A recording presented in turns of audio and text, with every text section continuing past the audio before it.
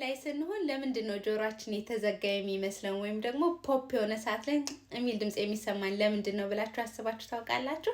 ኢትስ ኦል አባውት ፊዚክስ። ከመሬት ከፍ እያልን በሄድን ቁጥር የአየር ዴንሲቲው ክብደቱ እየቀነሰ ነው የሚሄደው። ሶ እኛ ደግሞ ጆሮአችን ውስጥ ሚድል ኢራችን ላይ ያለው አየር በግራውንድ ሌቭል በመሬት ሌቭል ያለ የኤር ዴንሲቲ ነው የሚኖረው እና ያን ኢምባላንስመንት ጆሮአችን ዝግት የማለት ስሜት እንዲሰማን ሰው ሲያወራን ደግሞ ድምጻቸው መፍልድ ሆኖ በደንብ አይሰማንም። አንዳንድ ሰዎች በጣም ህመም ሊሰማቸው ይችላል። ሶ በዛን ሰዓት ዩስታቺያን ቲዩብ የምንለው በጆሮአችን ሚድል ኢር እና በናዛል ሳይነሳችን መካከል ያለ ቲዩብ ነው።